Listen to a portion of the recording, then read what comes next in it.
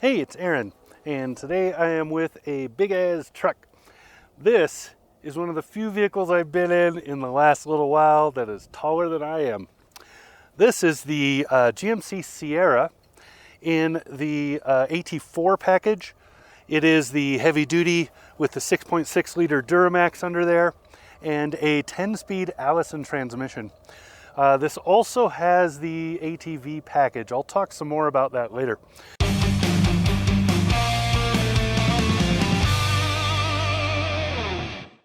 Anyway, so yeah, we're talking, this is a huge heavy-duty truck with a lot of capability and then a whole bunch of off-road stuff thrown on it. If that sounds familiar, that's because a whole lot of truck makers are starting to do this now. The Ram Power Wagon has been around for a long time, and that's sort of the baseline that you run off of for a vehicle like this. But when you get into this one, you're finding not only is it seriously off-road capable, but it keeps all of that truck capability, that heavy-duty capability. So pretty nuts. Big old Goodyear tires on here. These are Wranglers, I believe. There are 30-something. I think they're 35s. Yep, on 18-inch wheels. These are a wonderful start to the whole thing. So AEV is known for, I don't remember what AEV stands for. I'll put it on the screen. I'll have to look it up because I don't remember what it stands for. But they've partnered with General Motors several times. You might remember that hill right behind me, that big steep hardcore hill. I took the Chevy Colorado ZR2 with this AEV package on it down that hill right back there. This truck will go down that hill, I believe, but I can't try it because it's wintertime, and even though it looks dry out here, there's actually a whole bunch of snow on everything facing that direction because the sun stays on that side of the sky the whole winter. You have to remember I'm in Wyoming, 6,400 feet in altitude. Right here, probably closer to 7. And the sun in the wintertime goes over to the south end of the sky and just stays over there all winter. So the ice and stuff on that has not melted, so I don't feel safe going down it. I don't want to slide down it and then keep going past where I want to be, which is a very real possibility on that hill. But I believe this is fully capable of that given its ground clearance, how strong it is, and these beefy tires. So the Power Wagon does it, and a lot of the stuff with Rubicon on it will do it. And like I said, that little Colorado with the ZR2 package did it. I did have to go kind of sideways because it had a fat tailpipe for that little diesel engine, and I didn't want to pancake it, so I had to kind of keep it at an angle to keep that from happening. With this, I would probably not have to do that. Even though it does have that same fat tailpipe, it has way more clearance than that little shorter truck did. So anyway, let's talk about this thing. I know I've done a lot of rambling already, but let's talk about this thing. I'll take you around the side and we'll look at kind of the overall design, and I'll talk about more about what this off-road package includes. But first, I just want to say the Duramax 6.6, probably my favorite diesel engine right now. It runs so smoothly, especially when paired with the transmission the Chevy product, so GMC has been using. Very, very nicely done. It drives like a car, so it has the acceleration and stuff similar to like a car or an SUV. So it doesn't wait. It's not sluggish like diesel engines used to be, but it still has all that power delivery. Just wonderfully, wonderfully done. And then out here off-road, having that 10-speed plus the transfercation stuff with the way everything is working out here, it is a wonderful amount of power delivery. The RPMs just kind of stay in that nice sweet spot right around 14 to 1700, just kind of stay in that nice sweet spot that diesels love. And because of all those gears, there's so much gearing that it's just just blows away what diesels were even just 5 years ago. So wonderful job there. Let's go talk about some more of the other stuff going on with this truck. The sun's right in my face. It's real annoying. Okay, from the side, you can see a lot of the stuff that's added on with this package. So there is a lift. I don't remember exactly what it is, but I believe it's right somewhere in the 3-inch range. I would have to look that up, so I'll put it on the screen. I don't remember the numbers offhand. But then you can see that there's the AT4X right there. I think I said AT4 before. I meant AT4X. Anyway. And then you can see the general design that General Motors has gone with. We've seen this on other trucks that I've talked about this year. So it's this is a little beefier. It has the intake on the front of the hood and the big Duramax logos up here. But otherwise, pretty much the same as what we've seen in other GMC models. So they used to be square on square on square. That's still what's happening, but it's muted. So the front fender square is very slight because the fender doesn't need to be accented too much. It's already really tall, so it already looks strong and beefy. So they didn't do too much to flare it out. Used to do that, and it didn't look good to me. Back in the back, you can see the square a little more plainly. It's a little more obvious. There's only one plus this. So you see the square and then another square, but again, it is not flaring out too much. So it's staying more or less in a line. This flares, but this pretty much stays on a flat plane with the doors. So it's not jumping out at you like it used to. Looks a whole lot better. Very tall because, again, huge lift, giant tires, all that's going to happen. But integrated side steps, integrated bumper steps, I think they're there. No?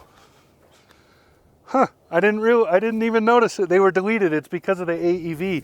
You can see the little AEV logo on here. This is a different bumper than the standard, but this does have the multi-pearl tailgate, so you can, I'll show you a photo. You can fold that down to do shit. Anyway, for the most part, it's flat slabs of metal making really, really strong looks. This truck is all about being strong. So I am 6'3", standing next to this. You can see it's it's about 7 feet. So it's a very, very tall truck. Most of that is all of this ground clearance. This does have the side steps that come down. That's part of this particular package. Those are engineered so that if you hit something with them while they're down, which I don't know why that would happen, but if it does happen, they are engineered to shear off at the joints so that you don't break the actuator that actually raises and lowers them. Makes it much cheaper to fix. Most of the time, you'll just have to replace those hinges. You won't have to replace the whole step or all of the mechanism that makes it go up and down.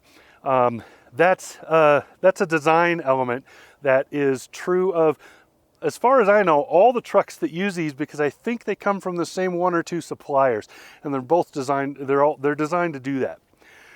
The AEV package is adding these. It's boron steel, so it's stronger steel, and that's why the bumpers are slightly different. Wheels are slightly different, and then all the skid plates underneath are also that same stuff. So it's made to take more impact. It's scratch resistant is what they call it, but it's made to absorb impacts much better than a standard steel plate would. Anybody who's into off-road already knows about the Bison logo, the AEV logo. You've seen it on a myriad of off-road vehicles. General Motors just happens to have partnered with them to put it on a bunch of their off-road packages. All of them will have that AEV logo all over the place when they do that. This one has one on the tailgate. They're on the wheels and the center caps.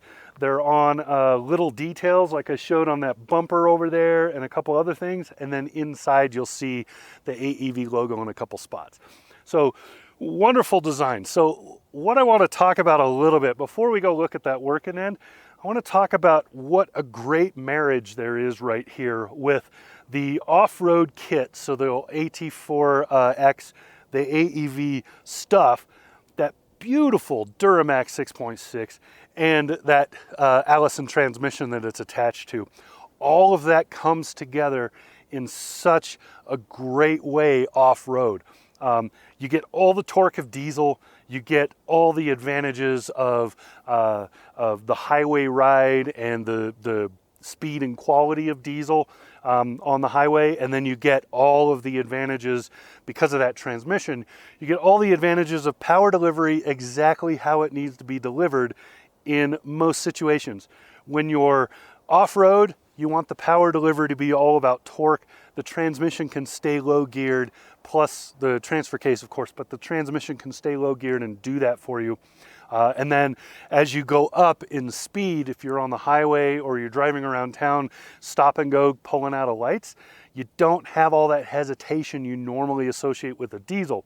So it just all flows really smoothly. It's such a great setup. Now, some things off-road you do not have on this that you can get onto some other trucks, but if you're into that realm where you need that sort of very, very specialized equipment, you probably are going to take your truck to an outfitter and get it put on anyway. So as far as most off-road, so outside of serious rock climbing, very specialized mud bogging, that sort of thing, this will pretty much do it. So this will do everything off-road you can imagine and do it pretty well.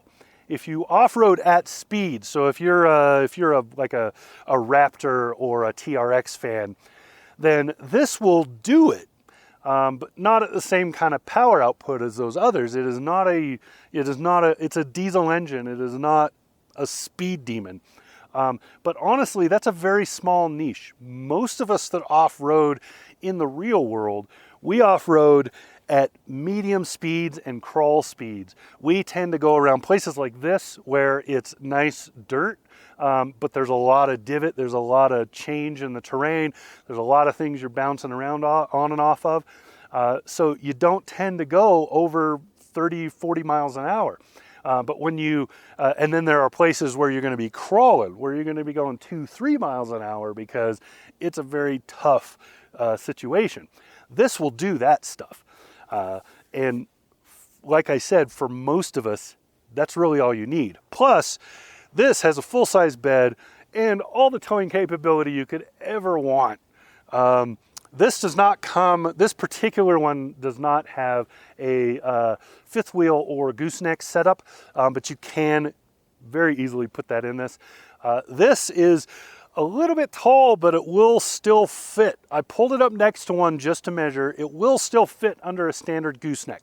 So if you have a standard gooseneck trailer, it will still pivot just fine and clear this without problems.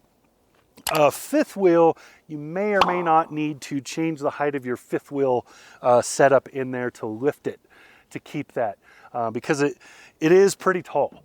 And that's true of all of these kind of trucks. If you have any of the off-road trucks you want to point at, all of them have that issue.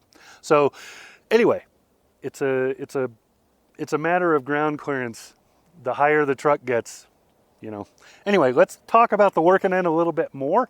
And then I'll kind of wrap this up, because I know a lot of this is just me gushing over this truck because I really like it. Can't lie. Back here on the working end, you can see the big old pipe for the diesel back there, and you can see the receiver here for the, that's a heavy duty hitch, so that is rated for the truck. I think the maximum bumper pull on this is something like 16,000, I want to say. It's 15 or 16. I'll have to look that up.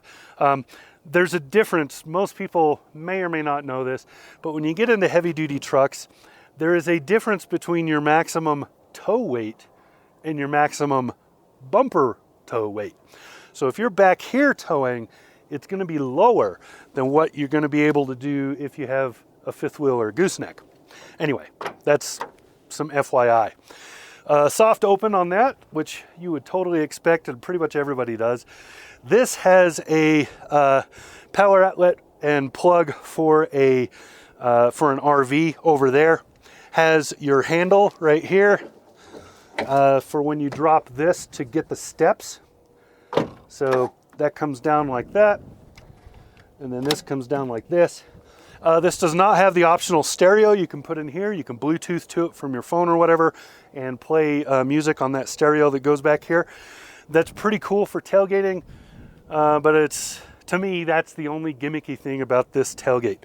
So the multi-pearl tailgate is highly useful. I'll show you a couple of those uses if you haven't seen them before. But anyway, yeah, so you do that, you put this up, there's your grab handle for climbing in, and then you release it like that and put it away. And it does not get in the way of the load. So full-size bed, like I said before, and then you can see all the cutouts for putting things in and making load dividers, whatever else you want to do. And then also dirt bikes will fit in here without hanging out. So cool beans. Anyway, let me show you the tailgate and then we'll talk about some other stuff. So like this, if you measure from here to there, that is a little over 8 feet, which means you can stack 2x4s or something in here and use this to keep them from coming out. Means all you have to do to tie them down is tie them down. You don't have to wrap them or anything to keep them from going up or sliding out.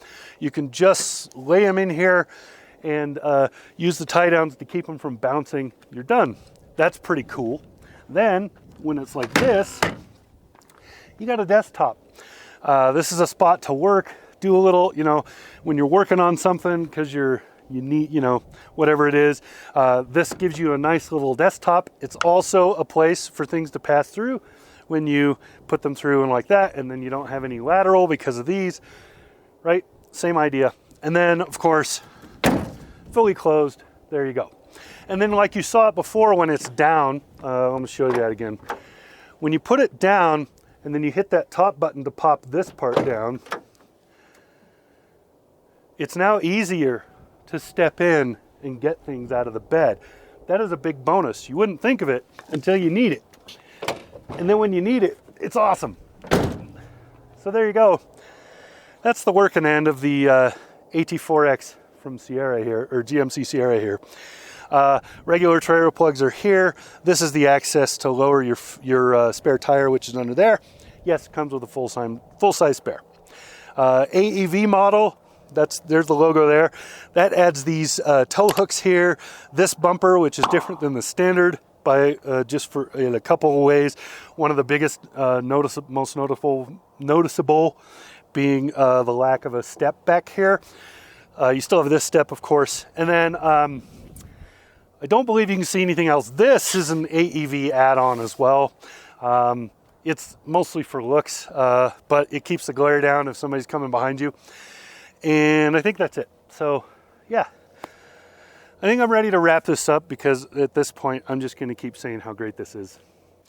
Okay, so there you go. That's the 2024 GMC Sierra HD in the AT4X package with the AEV add-ons and the Duramax diesel engine. This is, like I've said many times, a really great setup. It's a really good package.